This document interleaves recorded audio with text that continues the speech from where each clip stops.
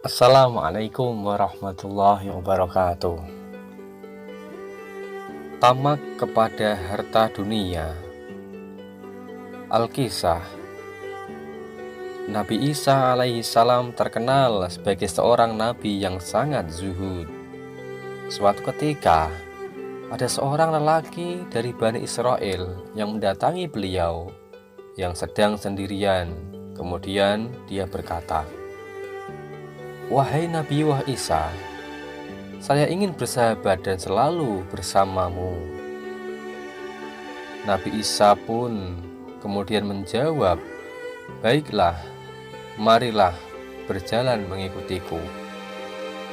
Beberapa waktu lamanya berjalan menyusuri sungai. Lelaki yang mengikuti beliau itu tampaknya merasa lapar.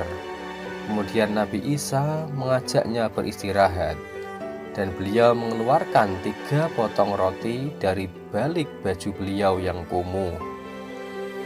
Entah kapan beliau membelinya atau sejak kapan beliau menyimpannya di balik baju tersebut. Padahal dengan kezuhudannya, beliau tidak pernah membawa atau menyimpan makanan atau harta apapun kemanapun beliau pergi. Nabi Isa menaruh 3 potong roti itu di depan mereka berdua. Beliau makan 1 potong, dan lelaki itu pun makan 1 potong juga. Kemudian tersisa 1 potong yang dibiarkan begitu saja. Nabi Isa kemudian turun ke sungai untuk minum air, dan ketika kembali kepada lelaki teman seperjalanannya itu, sepotong roti yang tersisa itu telah hilang atau habis. Nabi Isa pun bertanya, "Siapakah yang mengambil sepotong roti itu?" Saya tidak, saya tidak mengambilnya," katanya. Nabi Isa memandangnya sesaat dengan tajam, kemudian mengajaknya pergi melanjutkan perjalanan. Beberapa waktu lamanya perjalanan mereka tiba di pinggiran suatu hutan. Beliau melihat seekor rusa dengan 2 ekor anaknya, dan beliau memanggil salah satu anaknya. Setelah mendekat, beliau menyembelih dan membakarnya, dan memakan dagingnya berdua dengan teman itu hingga habis. Setelah itu Nabi Isa memanggil anak rusa tersebut, dan dengan izin Allah, tulang belulangnya dengan tiba-tiba telah kembali menjadi anak rusa yang utuh dan berlari kembali ke induknya. Lelaki itu hanya bisa memandang dengan penuh takjub. Nabi Isa kemudian berkata kepada temannya itu, "Demi yang telah menunjukkan kepadamu bukti kekuasaannya ini, siapakah yang mengambil sepotong roti yang ketiga itu?" "Saya tidak tahu," kata lelaki itu, masih bertahan dengan jawabannya semula. Lagi-lagi Nabi Isa hanya memandangnya sesaat dengan tajam, kemudian mengajaknya melanjutkan perjalanan. Tidak lama kemudian, mereka terhalang oleh sungai yang cukup lebar. Tidak ada tukang perahu atau rakit yang bisa dimintai tolong. Maka Nabi Isa memegang tangan lelaki itu dan menuntunnya berjalan di atas permukaan air dengan tenangnya. Ketika telah sampai di seberang, beliau berkata lagi, "Demi Allah yang telah menunjukkan kepadamu bukti kekuasaannya ini, siapakah yang mengambil sepotong roti yang ketiga itu?" kata Nabi Musa. Kemudian temannya itu kembali menjawab, "Saya tidak tahu," kata lelaki itu, masih saja bertahan dengan jawabannya. Seperti sebelumnya, Nabi Isa hanya memandangnya sesaat dan mengajaknya meneruskan perjalanan. Tiba-tiba di tengah hutan, mereka beristirahat. Nabi Isa mengambil segenggam tanah dicampur dengan kerikil dan mengepalnya menjadi 3 bagian sama besar. Setelah itu beliau bersabda, "Dengan izin Allah, jadilah kalian emas." 3 gumpalan tanah itu menjadi emas. Lelaki itu tampak binar-binar matanya, kegirangan. Nabi Isa berkata sambil lalu, "1 emas untukku, 1 emas untukmu, dan 1 lagi untuk orang yang mengambil sepotong roti yang ketiga itu." Segera saja lelaki itu berkata, "Wahai Nabi Isa, akulah orang yang memakan roti yang ketiga itu." Nabi Isa bangkit dan berdiri dan berkata, "Ini, ambillah semua emas ini, aku tidak memerlukannya. Tapi jangan pernah mengikuti aku lagi, kata Nabi Isa. Nabi Isa pergi meninggalkannya, tetapi tampaknya ia tidak peduli lagi dengan Nabi Isa. Bahkan sampai beliau hilang dari pandangan, dengan tamaknya ia masih asik membolak-balikan emas yang penuh ajaib tersebut.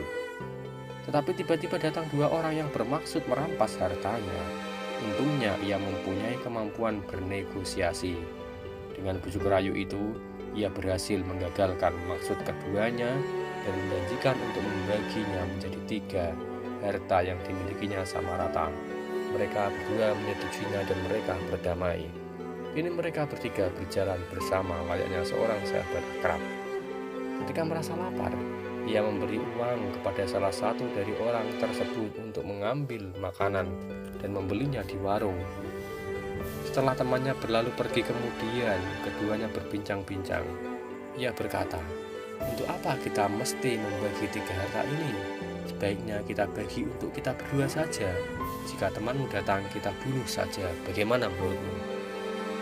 "Ide yang brilian, biar aku melakukannya. Jika nanti ia muncul," kata lelaki yang satunya tadi, yang tampaknya tidak kalah tamaknya dengan teman yang satunya itu. Tapi sepertinya ketamakan itu juga tengah meliputi lelaki yang sedang disuruh membeli makanan itu. Terbesit dalam pikirannya, untuk apa susah-susah membagi harta bertiga? Semua itu adalah milikku. Biarlah, makanan ini nanti akan kucampuri dengan racun, agar mereka berdua mati. Setelah ia makan sepuasnya di warung dan meminta 2 porsi makanan lainnya untuk dibungkus, ia pergi membeli racun dan mencampurnya dengan makanan untuk kedua temannya itu. Begitu ia tiba, temannya langsung memukulinya dengan kayu yang cukup besar sehingga ia tewas seketika. Mereka berdua sangat gembira, mudah sekali mewujudkan rencananya itu. Karena perut keroncongan, mereka memutuskan untuk makan terlebih dahulu sebelum membagi hartanya menjadi 2. Tetapi sebelum sampai setengah porsi, lehernya terasa tercekik dan mereka jatuh terguling, mati dengan mulut berbusa dan wajah membiru karena racun yang sangat kuat. Tidak terlalu lama, Nabi Isa bersama beberapa orang sahabat beliau melewati tempat tersebut dan mendapati 3 mayat dengan harta yang berserakan di sekitarnya. Beliau mengenali satu di antaranya, yaitu sebagai orang yang pernah mengikuti beliau. Beliau berpesan kepada sahabat-sahabatnya, "Inilah contoh tamak kepada dunia. Hendaklah kalian berhati-hati dengan harta dunia ini." Dari kisah tadi, ketamakan hanya akan membawa kesengsaraan. Untuk itu, marilah kita bersikap dan menghindari sebuah ketamakan. Boleh kita menggunakan kekayaan dunia untuk beribadah dan mendekatkan diri jalan menuju Allah Subhanahu wa Ta'ala. Tapi jangan sekali-kali kita berbuat perbuatan yang tamak, karena itu pastinya akan merugikan kita. Terima kasih, semoga bermanfaat. Assalamualaikum warahmatullahi wabarakatuh.